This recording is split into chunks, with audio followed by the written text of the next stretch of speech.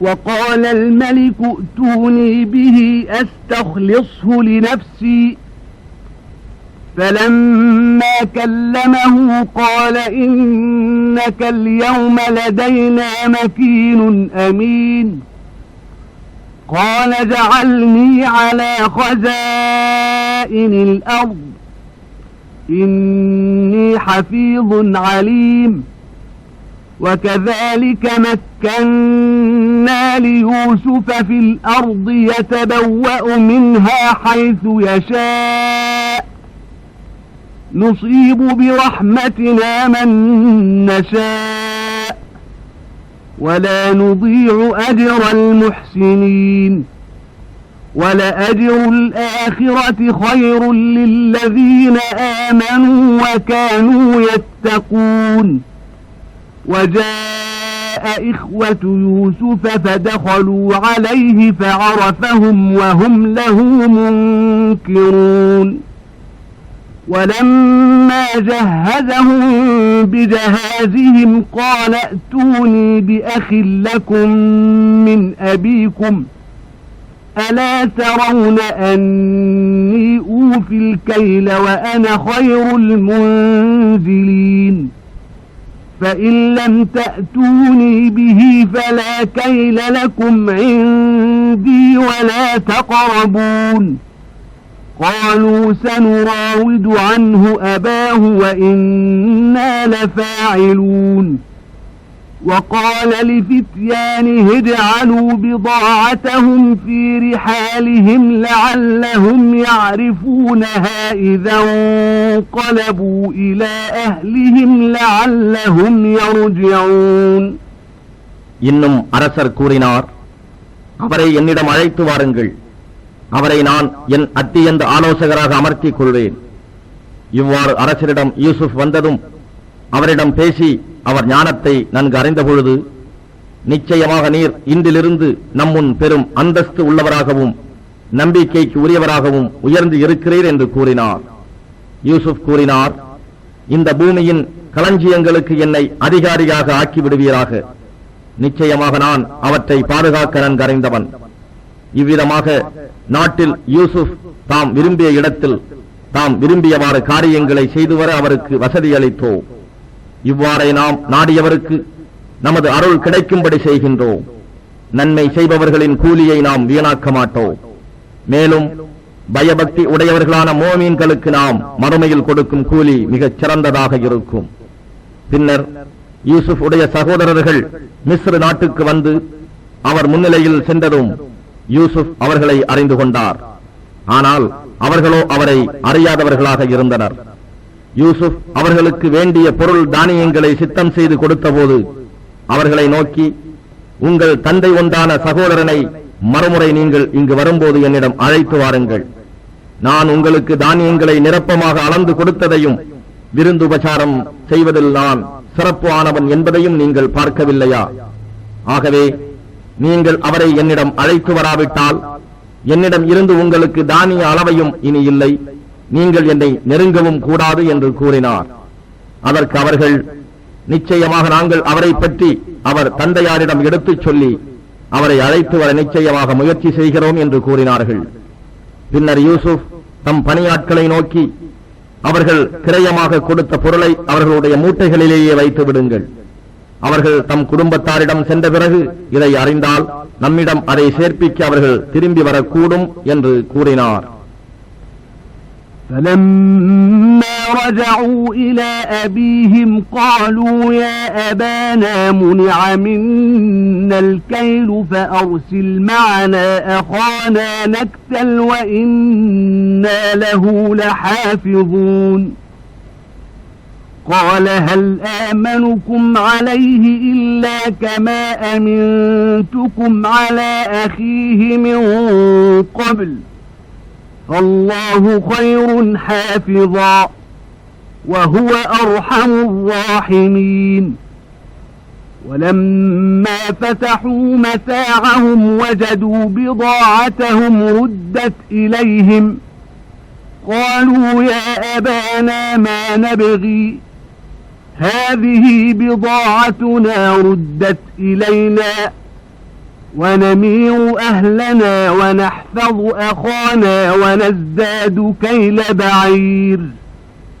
ذلك كيل يسير قال لن أرسله معكم حتى تؤتون موثقا من الله لتأتونني به إلا أن يحاط بكم فلما آتوه موثقهم قال الله على ما نقول وكيل وقال يا بني لا تدخلوا من باب واحد وادخلوا من أبواب متفرقة وما أغني عنكم من الله من شيء إن الحكم إلا لله عليه توكلت وعليه فليتوكل المتوكلون. அவர்கள் தம் தந்தையாரிடம் திரும்பிய போது அவரை நோக்கி, எங்கள் தந்தையே, நாங்கள் நம் சகோதரரை அழைத்துச் செல்லாவிட்டால் நமக்கு தானியம் அளந்து கொடுப்பது தடுக்கப்பட்டுவிடும். ஆகவே எங்களுடன் எங்களுடைய சகோதரனையும் அனுப்பி வையுங்கள். நாங்கள் தானியம் அளந்து வாங்கிக் கொண்டு வருவோம். நிச்சயமாக நாங்கள் இவரை மிகவும் கவனமாக பாதுகாத்து வருவோம் என்று சொன்னார்கள். அதற்கு யாக்கூப், இதற்கு முன்னர் இவருடைய சகோதரர் விஷயத்தில் உங்களை நம்பியது போன்று இவர் விஷயத்திலும் நான் உங்களை நம்புவதா? அது முடியாது. பாதுகாப்பவர்களில் அல்லாஹ்வே மிகவும் மேலானவன், கிருபையாளர்களில் அவனே எல்லோரையும் விட மிக்க கிருபையாளனாவான் என்று கூறிவிட்டார். அவர்கள் தங்கள் சாமான் மூட்டைகளை அவிழ்த்த போது அவர்களுடைய கிரையப் பொருள் யாவும் அவர்களிடம் திருப்பப்பட்டிருப்பதை கண்டார்கள். அவர்கள், எங்கள் தந்தையே, இதற்கு மேல் நாம் எதை தேடுவோம்? இதோ நம்முடைய கிரையப் பொருள் நம்மிடமே திருப்பப்பட்டு விட்டன. ஆகவே நம் குடும்பத்துக்கு வேண்டிய தானியங்களை நாங்கள் வாங்கி வருவோம். எங்கள் சகோதரரையும் நாங்கள் பாதுகாத்துக் கொள்வோம். மேலும் அவருக்காக ஓர் ஒட்டகை சுமை தானியத்தை அதிகமாக கொண்டு வருவோம். இது சொற்ப அளவு தானியம்தான் என்று கூறினார்கள்.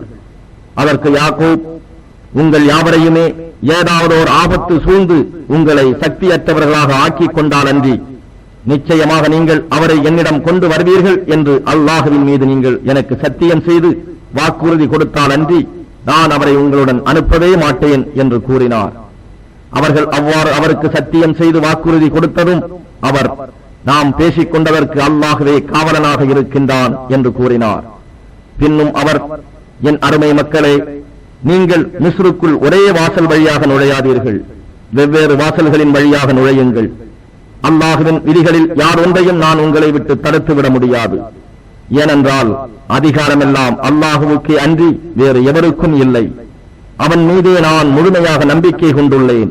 எனவே முழுமையாக நம்பிக்கை வைப்பவர்கள் அவன் மீதே முழு நம்பிக்கை வைப்பார்களாக என்று கூறினார்.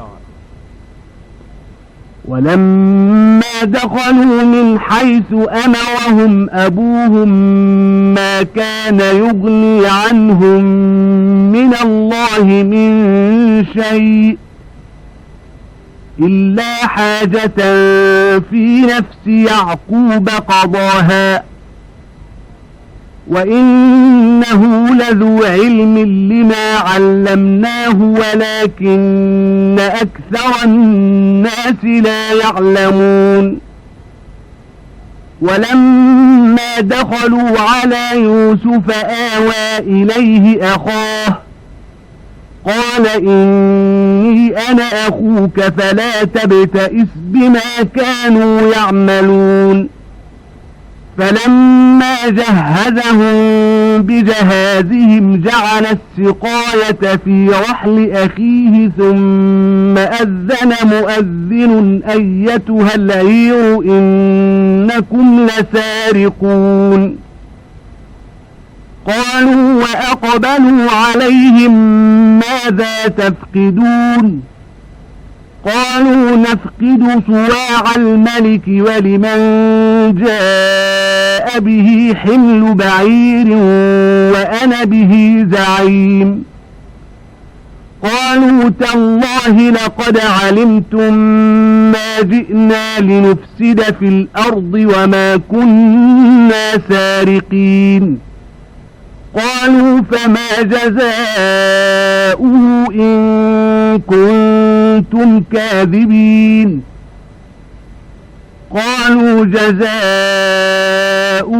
من وجد في رحله فهو جزاؤه كذلك نجزي الظالمين.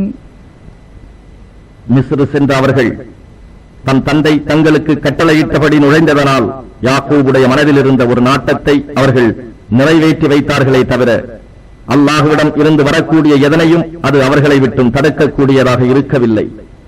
நாம் அவருக்கு அறிவித்து கொடுத்தவற்றில் நிச்சயமாக அவர் அறிவு தேர்ச்சி பெற்றவராக இருக்கின்றார். எனினும் மனிதர்களில் பெரும்பாலோர் இதை அறிய மாட்டார்கள். பின்னர் அவர்கள் யாவரும் யூசுஃபின்பால் பிரவேசித்த போது அவர் தம் சகோதரன் புன்யாமீனை தம்முடன் அமரச் செய்து, நிச்சயமாக நான் உம்முடைய சகோதரன் யூசுப், அவர்கள் எனக்கு செய்ததை பற்றியெல்லாம் விசாரப்படாதீர் என்று ரகசியமாக கூறினார். பின்னர் அவர்களுடைய பொருள்களை சித்தம் செய்து கொடுத்த போது தம் சகோதரர் புன்யாமீன் உடைய சுமையில் பானங்கள் பருகுவதற்கான ஒரு பொற்குவலையை எவரும் அறியாது வைத்துவிட்டார். அவர்கள் புறப்பட்டு செல்லலானதும் அரசாங்க அறிவிப்பாளர் ஒருவர், ஓ ஒட்டக கூட்டத்தார்களே, நிச்சயமாக நீங்கள் திருடர்களே என்று கூவினர். அதற்கு அவர்கள் இவர்களை முன்னோக்கி வந்து, நீங்கள் எதனை இழந்து விட்டீர்கள் என கேட்டார்கள். நாங்கள் அரசருடைய அளவு கோப்பையை இழந்து விட்டோம். அதனை எவர் கொண்டு வந்தாலும் அவருக்கு ஓர் ஒட்டகச்சுமை தானியங்கள் சன்மானமாக உண்டு. இதற்கு நானே பொறுப்பாளி என்று அவர்களில் ஒருவர் மூலம் கூறினார்கள். அதற்கு அவர்கள், அல்லாஹ்வின் மீது சத்தியமாக நாங்கள் நாட்டிலே பசாது குழப்பம் உண்டாக்க வரவில்லை என்பதை நீங்கள் நிச்சயமாக அறிவீர்கள். நாங்கள் திருடர்களும் அல்லர் என்றார்கள். அதற்கு அவர்கள், நீங்கள் பொய்யர்களாக இருந்தால் அதற்குரிய தண்டனை என்ன என்று கேட்டார்கள். அதற்குரிய தண்டனையாவது, எவருடைய சுமையில் அது காணப்படுகிறதோ அவரே அதற்கு தண்டனை பெறுவார். அநியாயம் செய்வோரை இவ்வாறே நாங்கள் தண்டிக்கிறோம் என்று அந்த சகோதரர்கள் கூறினார்கள். فبدأ بأوعيتهم قبل وعاء أخيه ثم استخرجها من وعاء أخيه كذلك كدنا ليوسف ما كان ليأخذ أخاه في دين الملك إلا أن يشاء الله نرفع درجات من نشاء وفوق كل ذي علم عليم قالوا إن يسرق فقد سرق أخ له من قبل فأسرها يوسف في نفسه ولم يبدها لهم قال أنتم شر مكانا والله أعلم بما تصفون قالوا يا أيها العزيز إن له أبا شيخا كبيرا فخذ أحدنا مكانه إنا نراك من المحسنين قال معاذ الله أن نأخذ إلا من وجدنا متاعنا عنده إنا إذا لظالمون. ஆகவே அவர் தம் சகோதரன் புன்யாமீனின் பொதியை சோதிக்கும் முன்னே அவர்களுடைய பொதிகளை சோதிக்க ஆரம்பித்தார். பின்பு அதனை தம் சொந்த சகோதரனின் பொதியிலிருந்து வெளிப்படுத்தினார். இவ்வாறாக யூசுஃபுக்காக நாம் ஓர் உபாயம் செய்து கொடுத்தோம். அல்லாஹ் நாடினாலன்றி அவர் தம் சகோதரனை எடுத்துக்கொள்ள அரசரின் சட்டப்படி இயலாதிருந்தார். நாம் நாடியவர்களின் பதவிகளை நாம் உயர்த்துகின்றோம். கல்வி அறிவுடைய ஒவ்வொருவருக்கும் மேலான அறிந்த ஒருவன் இருக்கவே செய்கின்றான். அப்போது அவர்கள், இவன் அதை திருடியிருந்தால் இவனுடைய சகோதரன் யூசுஃபும் முன்னால் நிச்சயமாக திருடியே இருப்பான் என்று தங்களுக்குள் கூறிக்கொண்டார்கள். இச்செய்திகளை செவியேற்றும் அவற்றை வெளியிடாத யூசுப் தம் மனத்துக்குள் மறைத்து வைத்துக் கொண்டார். அவர், நீங்கள் தரத்தில் இன்னும் தீயவர்கள், இவர் சகோதரரும் திருடி இருப்பார் என்று நீங்கள் வர்ணிக்கிறீர்களே, அதை அல்லாஹ் நன்றாக அறிவான் என்று தமக்குள்ளே சொல்லிக் கொண்டார். அவர்கள் யூசுஃபை நோக்கி, இந்நாட்டின் அதிபதி அசீசே, நிச்சயமாக இவருக்கு முதிர்ச்சி அடைந்துள்ள வயோதிக தந்தை இருக்கிறார். எனவே அவருடைய இடத்தில் எங்களில் ஒருவரை நீர் எடுத்துக் கொள்ளும். நிச்சயமாக நாங்கள் உம்மை பரோபகாரம் செய்வோரில் ஒருவராகவே காண்கிறோம் என்று கூறினார்கள். அதற்கு அவர், எங்கள் பொருளை எவரிடம் நாங்கள் கண்டோமோ அவரை அன்றி வேறு ஒருவரை எடுத்துக் கொள்வதில் இருந்து அல்லாஹ் காப்பாற்றுவானாக. அப்படி செய்தால் நிச்சயமாக நாங்கள் அநியாயக்காரர்களாகி விடுவோம் என்று கூறினார். فَلَمَّا اسْتَيْأَسُوا مِنْهُ خَلَصُوا نَجِيًّا قَالَ كَبِيرُهُمْ أَلَمْ تَعْلَمُوا أَنَّ أَبَاكُمْ قَدْ أَخَذَ عَلَيْكُمْ مَوْثِقًا مِنَ اللَّهِ وَمِنْ قَبْلُ مَا فَرَّطْتُمْ فِي يُوسُفَ فَلَنْ أَبْرَحَ الْأَرْضَ حَتَّى يَأْذَنَ لِي أَبِي أَوْ يَحْكُمَ اللَّهُ لِي وَهُوَ خَيْرُ الْحَاكِمِينَ ارجعوا إلى أبيكم فقولوا يا أبانا إن ابنك سرق وما شهدنا إلا بما علمنا وما كنا للغيب حافظين واسأل القرية التي كنا فيها والعير التي أقبلنا فيها وَإِنَّا لَصَادِقُونَ قَالَ بَلْ سَوَّلَتْ لَكُمْ أَنفُسُكُمْ أَمْرًا فَصَبْرٌ جَمِيلٌ عَسَى اللَّهُ أَن يَأْتِيَنِي بِهِمْ جَمِيعًا إِنَّهُ هُوَ الْعَلِيمُ الْحَكِيمُ. எனவே அவரிடம் அவர்கள் நம்பிக்கை இழந்துவிடவே அவர்கள் தமக்குள் தனித்து ஆலோசனை செய்தார்கள்.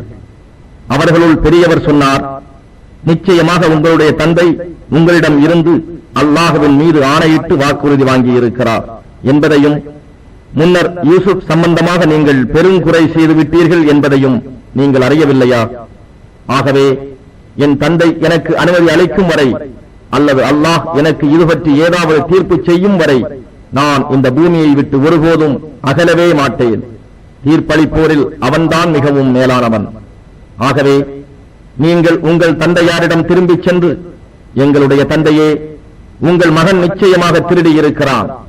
நாங்கள் நேரில் அறிந்ததை தவிர திருடியதை நாங்கள் பார்க்கவில்லை. மேலும் நாங்கள் மறைவானவற்றின் காவலர்களாகவும் இருக்கவில்லை என்று கூறுங்கள். நாங்கள் தங்கியிருந்த ஊர்வாசிகளையும் நாங்கள் முன்னோக்கி சேர்ந்து வந்த ஒட்டக கூட்டத்தினரையும் நீங்கள் கேட்டுக் கொள்ளுங்கள்.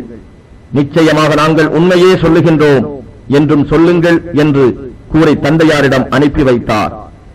ஊர் திரும்பியவர்கள் தம் தந்தையிடம் அவ்வாறே சொல்லவும் யாக்கூப் கூறினார், இல்லை, உங்களுடைய மனங்கள் இவ்வாறு ஒரு தவறான விஷயத்தை செய்யும்படி தூண்டிவிட்டிருக்கின்றன.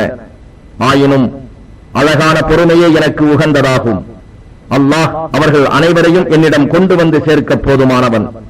நிச்சயமாக அவன் மிகவும் அறிந்தவனாகவும் மிக்க ஞானம் உடையவனாகவும் இருக்கின்றான் என்று கூறினார்.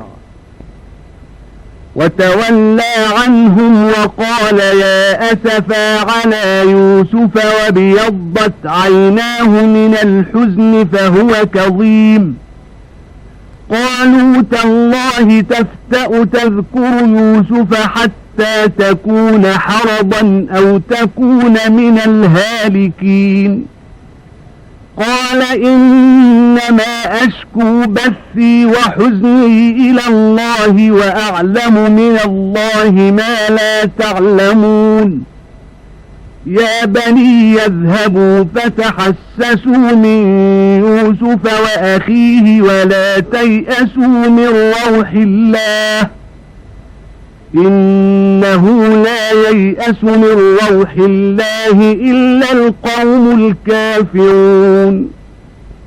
பின்னர் அவர்களை விட்டு திரும்பி, யூசுஃபை பற்றி எனக்கு ஏற்பட்டுள்ள துக்கமே என்று வியாகுலப்பட்டு கூறினார். துக்கத்தால் அழுது அழுது அவருடைய 2 கண்களும் வெளுத்து பஞ்சடைந்து விட்டன. பிறகு அவர் தம் துக்கத்தை விழுங்கி அடக்கிக் கொண்டார். இதை கண்ணுற்ற அவருடைய மக்கள், தந்தையே, அல்லாஹுவின் மீது சத்தியமாக நீங்கள் யூசுஃபை நினைந்து நினைந்து அழுது நோயுற்று இளைத்து மடிந்து போகும் வரை அவர் எண்ணத்தை விட்டு நீங்க மாட்டீர்கள் என்று கூறினார்கள். அதற்கு அவர், என்னுடைய சஞ்சலத்தையும் கவலையையும் அல்லாஹுவிடமே முறையிடுகின்றேன். அல்லாஹுவிடம் இருந்து நீங்கள் அறியாதவற்றை நான் அறிவேன் என்றும், என் மக்களே, மீண்டும் மிஸ்ருக்கு நீங்கள் செல்லுங்கள், யூசுஃபையும் அவருடைய சகோதரரையும் தேடி விசாரியுங்கள். நம்மை தேற்றும் அல்லாஹுவின் அருளை பற்றி நம்பிக்கை இழக்காதீர்கள். ஏனென்றால் காபிர்களின் கூட்டத்தை தவிர வேறு யாரும் அல்லாஹுவின் அருளை பற்றி நம்பிக்கை இழக்க மாட்டார்கள் என்றும் கூறினார். فَلَمَّا دَخَلُوا عَلَيْهِ قَالُوا يَا أَيُّهَا الْعَزِيزُ مَسَّنَا وَأَهْلَنَا الضُّرُّ وَجِئْنَا بِبِضَاعَةٍ مُزْجَاةٍ فَأَوْفِ لَنَا الْكَيْلَ وَتَصَدَّقْ عَلَيْنَا إِنَّ اللَّهَ يَجْزِي الْمُتَصَدِّقِينَ. قال هل علمتم ما فعلتم بيوسف وأخيه إذ أنتم جاهلون. قالوا أئنك لأنت يوسف؟ قال أنا يوسف وهذا أخي قد من الله علينا إنه من يتق ويصبر فإن الله لا يضيع أجر المحسنين. قالوا تالله لقد آثرك الله علينا وإن كنا لخاطئين. قال لا تثريب عليكم اليوم يغفر الله لكم وهو أرحم الراحمين. اذهبوا بقميصي هذا فألقوه على وجه أبي يأت بصيرا وأتوني بأهلكم أجمعين.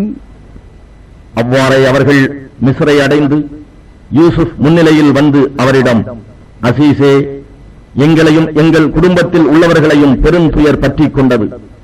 நாங்கள் சொற்பமான பொருளையே கொண்டு வந்திருக்கின்றோம். எங்களுக்கு நிரப்பமாக தானியம் அளந்து கொடுங்கள், எங்களுக்கு மேற்கொண்டு தானமாகவும் கொடுங்கள். நிச்சயமாக அல்லாஹ் தானம் செய்பவர்களுக்கு நற்கூலி வழங்குகிறான் என்று கூறினார்கள். அதற்கு அவர், நீங்கள் அறிவியினர்களாக இருந்தபோது யூசுஃபுக்கும் அவர் சகோதரருக்கும் நீங்கள் என்ன செய்தீர்கள் என்பதை நீங்கள் அறிவீர்களா என்று வினவினார்கள். அப்போது அவர்கள், நிச்சயமாக நீர்தான் யூசுஃபோ என்று கேட்டார்கள். ஆம், நான் தான் யூசுப். இதோ இவர் என்னுடைய சகோதரர் ஆவார்.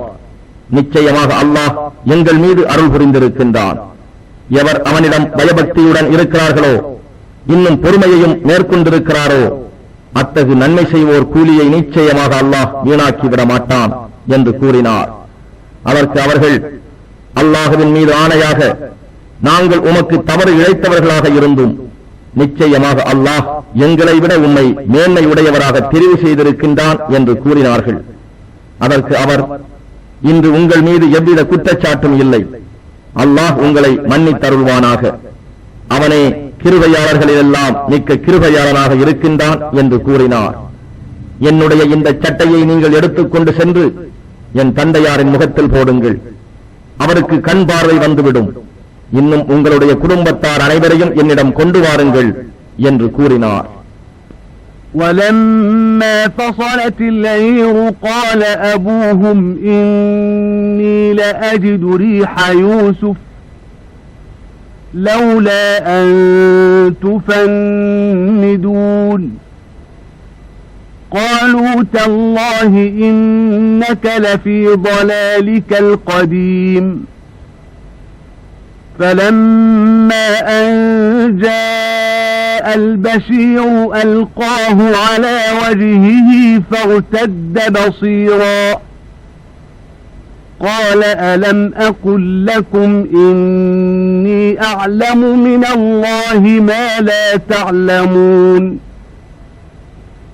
قالوا يا أبانا استغفر لنا ذنوبنا إنا كنا خاطئين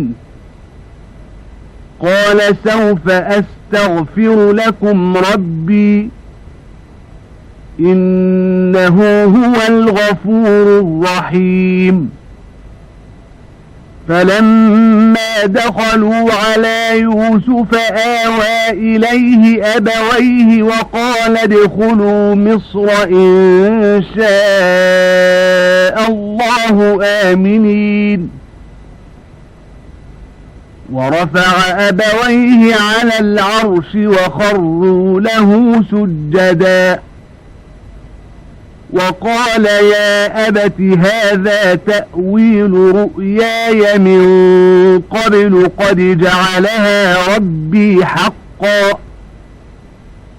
وقد أحسن بي إذ أخرجني من السجن وجاء بكم من البدو من بعد أن نزغ الشيطان بيني وبين إخوتي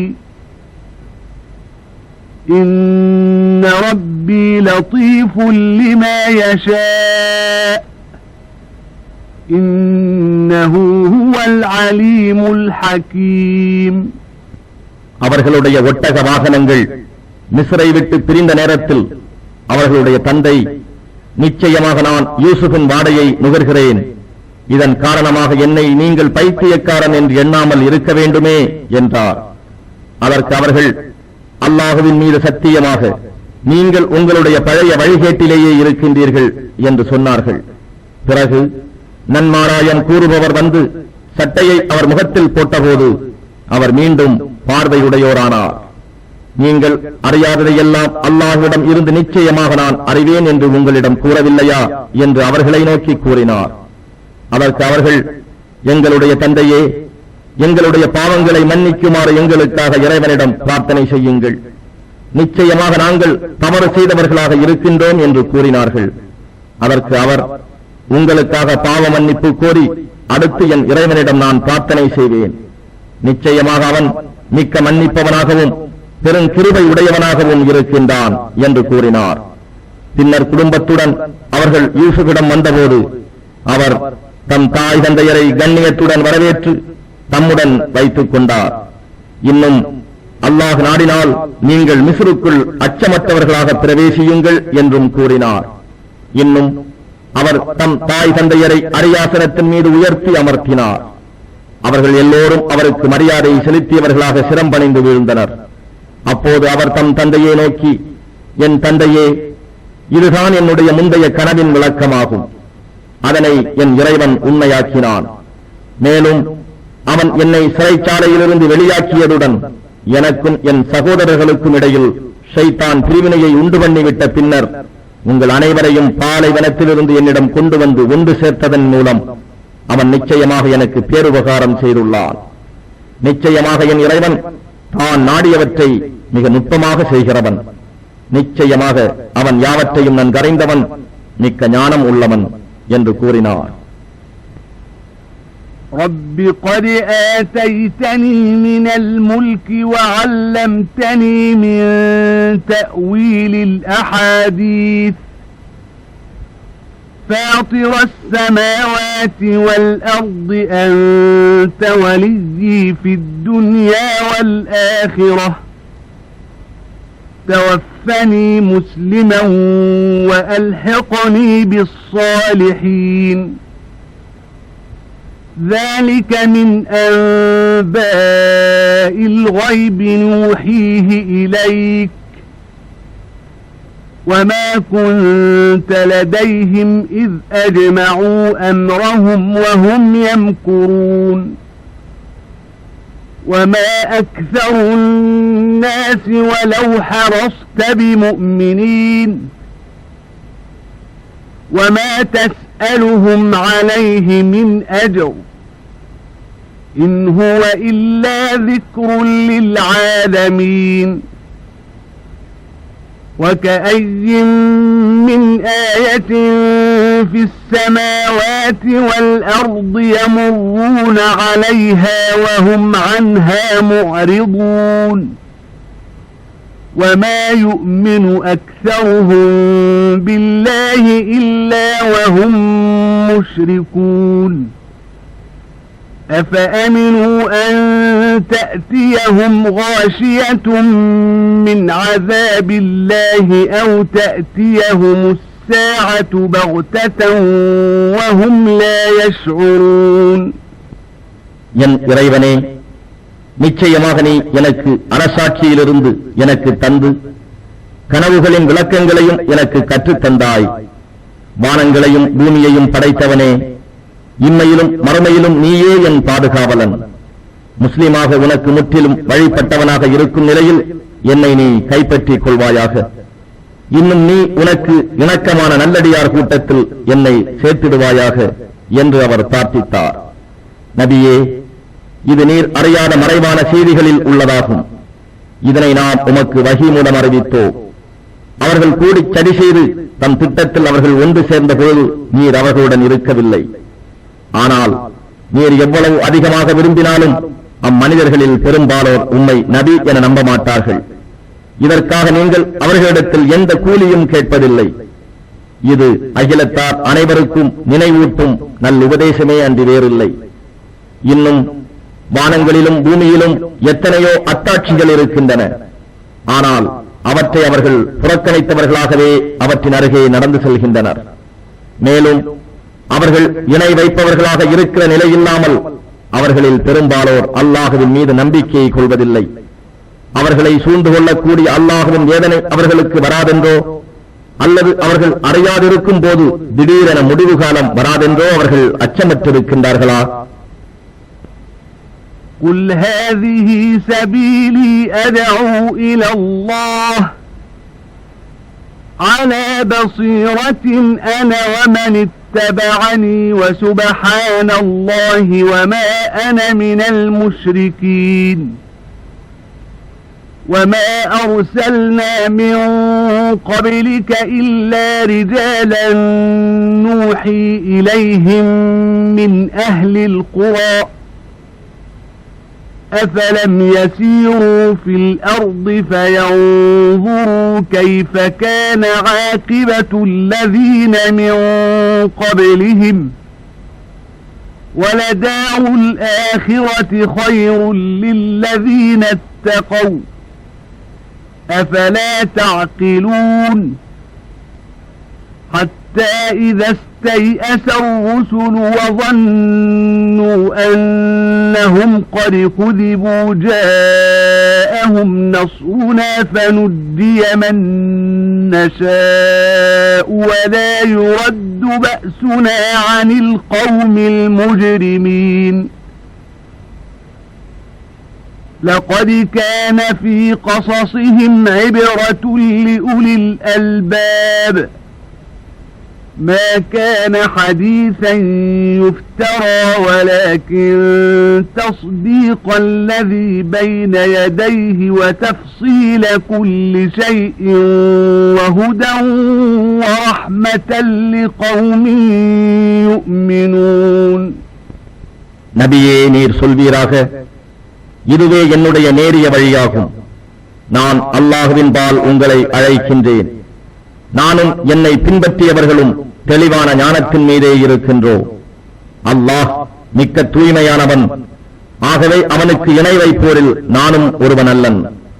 நபியே, உமக்கு முன்னர் பற்பல சமூகங்களுக்கும் நாம் அனுப்பிய தூதர்கள் அந்தந்த சமூகங்களின் ஊர்களில் இருந்த மனிதர்களே அன்றி வேறில்லை. அவர்களுக்கே நாம் வஹி மூலம் நம் கட்டளைகளை அறிவித்தோம். இவர்கள் பூமியில் பிரயாணம் செய்து இவர்களுக்கு முன் இருந்தவர்களின் முடிவு எப்படி இருந்தது என்பதை பார்க்கவில்லையா? மறுமை வீடுதான் பயபக்தி உடையவர்களுக்கு மிகவும் மேலானதாகும். இதனை நீங்கள் சிந்தித்து விளங்கிக் கொள்ள வேண்டாமா? நம் தூதர்கள் தாம் பொய்யாக்கப்பட்டு விட்டதாக சஞ்சலப்பட்டு நிராசையாகிவிடும் வரையிலும் அநியாயக்காரர்களை அவர்களிடம் போக்கில் விட்டு வைத்தோம். பின்னர் நம் உதவி நம் தூதர்களுக்கு கிடைத்தது. நாம் நாடியவர்கள் ஈடேற்றம் பெற்றனர். ஆனால் பாவிகளான சமூகத்தாரை விட்டும் நம் தண்டனை நீக்கப்பட மாட்டாது. நிச்சயமாக அவர்களின் வரலாறுகளில் அறிவுடையோருக்கு நல்ல படிப்பினை இருக்கிறது. இதில் எந்த செய்தியும் இட்டு கட்டப்பட்டதல்ல. ஆனால் இதற்கு முன் உள்ள வேதத்தையும் இது உண்மையாக்கி வைக்கிறது. ஒவ்வொரு விஷயத்தையும் இது விவரித்து காட்டுவதாகவும் நம்பிக்கை கொண்ட சமூகத்தவருக்கு நேர்வழியாகவும் ரஹ்மத்தாகவும் இருக்கிறது. பிஸ்மில்லாஹிர் ரஹ்மானிர் ரஹீம். அலிஃப் லாம்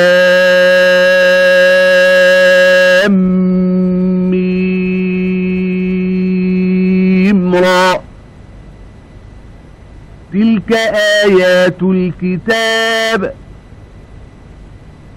والذي أنزل إليك من ربك الحق ولكن أكثر الناس لا يؤمنون. الله الذي رفع السماوات بغير عمد ترونها ثم استوى على العرش وسخر الشمس والقمر كل يجري لأجل مسمى يدبر الأمر يفصل الآيات لعلكم بلقاء ربكم توقنون. وهو الذي مد الأرض وجعل فيها رواسي وأنهارا ومن كل الثمرات جعل فيها زوجين اثنين يغشي الليل النهار إن في ذلك لآيات لقوم يتفكرون. وفي الأرض قطع متجاورات وجنات من أعناب وزرع ونخيل صنوان وغير صنوان ونخيل صنوان وغير صنوان يسقى بماء واحد ونفضل بعضها على بعض في الأكل إن في ذلك لآيات لقوم يعقلون. அளவற்ற அருளாளனும் நிகரற்ற அன்புடையவனுமாகிய அல்லாஹுவின் திருப்பெயரால் துவங்குகின்றேன். அலிஃப் லாம் மீம் ரா. இவை வேதத்தின் வசனங்களாகும். மேலும் நபியே, மீது இறைவனிடம் இருந்து அருளப் பெற்றுள்ள இது உண்மையாகும். எனினும் மனிதர்களில் பெரும்பாலோர் இதனை நம்புவதில்லை. இவ்வேதத்தை அருளிய அல்லாஹ் எத்தகையவன் என்றால், அவன் வானங்களை தூணிந்தியே உயர்த்தியுள்ளான். நீங்கள் அவற்றை பார்க்கிறீர்கள். பின்னர் அவன் அர்ஷின் மீது தன் ஆட்சியை நிலைநாட்டினான். இன்னும் அவனே சூரியனையும் சந்திரனையும் தன் அதிகாரத்திற்குள் வைத்திருக்கின்றான். இவை அனைத்தும் குறிப்பிட்ட காலத்தின்படியே நடந்து வருகின்றன. அவனே எல்லா காரியத்தையும் நிர்வகிக்கின்றான். நீங்கள் உங்கள் இறைவனை சந்திப்பதை உறுதி கொள்ளும் பொருட்டு அவன் இவ்வாறு தன் வசனங்களை விளக்குகின்றான். மேலும் அவன் எத்தகையவன் என்றால், அவனே பூமியை விரித்து அதில் உறுதியான மலைகளையும் ஆறுகளையும் உண்டாக்கினான்.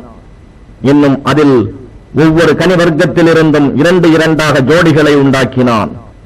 அவனே இரவை பகலால் மூடுகிறான். நிச்சயமாக இவற்றில் சிந்திக்கும் மக்களுக்கு பல அத்தாட்சிகள் இருக்கின்றன. இன்னும் பூமியில் அருகருகே இணைந்தாற்போல் பல பகுதிகளை அமைத்து அவற்றில் திராட்சை தோட்டங்களையும் விளை நிலங்களையும் கிளைகள் உள்ளதும் கிளைகள் இல்லாததுமான பேரீச்சை வர்க்கத்தையும் அவனே உண்டாக்கினான். இவை அனைத்துக்கும் ஒரே தண்ணீர் கொண்டுதான் பாய்ச்சப்பட்டாலும் அவற்றில் சிலவற்றை வேறு சிலவற்றை விட சுவையில் நாம் மேன்மையாக்கி இருக்கின்றோம். நிச்சயமாக இவற்றில் உணர்ந்து அறியும் மக்களுக்கு பல அத்தாட்சிகள் இருக்கின்றன. وإن تعجب فعجب قولهم أإذا كنا ترابا أإنا لفي خلق جديد أولئك الذين كفروا بربهم وأولئك الأغلال في أعناقهم وأولئك أصحاب النار هم فيها خالدون ويستعجلونك بالسيئة قبل الحسنة وقد خلت من قبلهم المثلات وإن ربك لذو مغفرة للناس على ظلمهم وإن ربك لشديد العقاب ويقول الذين كفروا لولا أنزل عليه آية من ربه إنما أنت منذر ولكل قوم هاد அவர்களிடம் நம்பிக்கை இல்லையே என்று நபியே நீர் ஆச்சரியப்படுவீராயின் அவர்கள் நிச்சயமாக நாங்கள் மரித்து மண்ணாகிவிட்ட பிறகு நாம் புதிதாக படைக்கப்படுவோமா என்று கூறுவது இதைவிட ஆச்சரியமானதே. இவர்கள்தான் தங்களுடைய இறைவனையே நிராகரிப்பவர்கள். ஆகவே மறுமையில் இவர்களுடைய கழுத்துகளில் விலங்கிடப்படும். இவர்கள் நரகவாசிகளே ஆவார்கள். இவர்கள் அதில் என்றென்றும் இருப்பார்கள். நபியே, நன்மை வருவதற்கு முன்னர் தீமையை கொண்டு வருமாறு உம்மை இவர்கள் அவசரப்படுத்துகிறார்கள். நிச்சயமாக இவர்களுக்கு முன்னரும் வேதனை மிக்க தண்டனைகள் வழங்கப்பெற்ற உதாரணமான நிகழ்ச்சிகள் நடந்தே இருக்கின்றன. நிச்சயமாக உன் இறைவன் மனிதர்களை அவர்களின் பாவங்களுக்காக மன்னிப்பவனாகவும் இருக்கின்றான். மேலும் உன் இறைவன் நிச்சயமாக வேதனை செய்வதிலும் கடுமையானவனாக இருக்கின்றான். இன்னும் நபியே, உம்மை பற்றி நிராகரிப்போர் அவருக்கு அவருடைய இறைவனிடம் இருந்து நாம் விரும்பும் அத்தாட்சி இறக்கப்பட வேண்டாமா என்று கூறுகிறார்கள். நீர் அச்சமூட்டி எச்சரிப்பவரே ஆவீர். மேலும் ஒவ்வொரு சமூகத்தவருக்கும் ஒரு நேர்வழிகாட்டி உண்டு. அல்லாஹு يعلم ما تحمل كل أنثى وما تغيض الأرحام وما تزداد وكل شيء عنده بمقدار عالم الغيب والشهادة الكبير المتعال سواء منكم من أسر القول ومن جهر به ومن هو مستخف بالليل وسارب بالنهار له معقبات من بين يديه ومن خلفه يحفظونه من أمر الله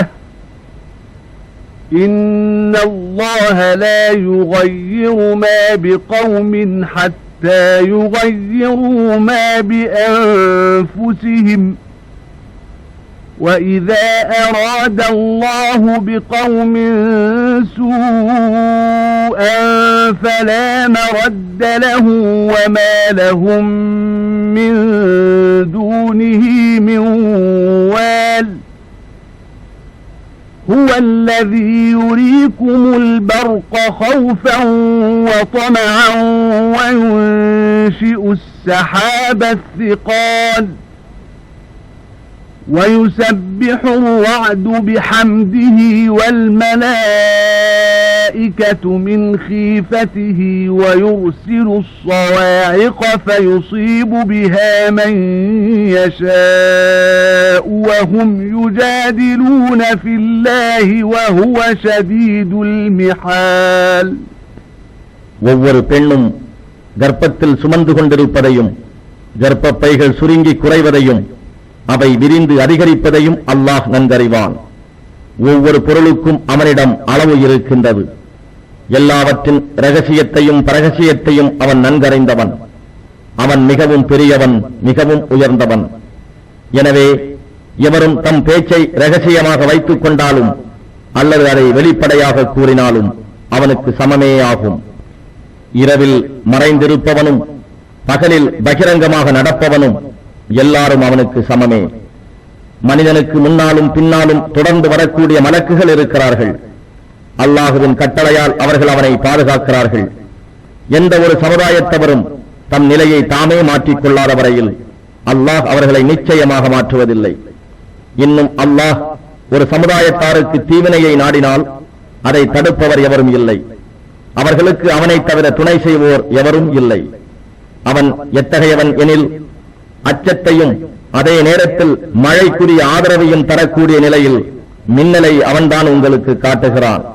கனத்த மேகத்தையும் அவனே உண்டாக்குகிறான். மேலும் இடி அவன் புகழை கொண்டும் மலக்குகள் அவனை அஞ்சியும் அவனை தஸ்பீஹ் செய்து துதிக்கின்றனர். இன்னும் அவனே இடிகளை விழச் செய்து அவற்றை கொண்டு தான் நாடியவரை தாக்குகின்றான். இவ்வாறிருந்தும் அவர்கள் அல்லாஹ்வை பற்றி தர்க்கிக்கின்றனர். அவனோ மிகுந்த வல்லமை உடையவனாக இருக்கின்றான்.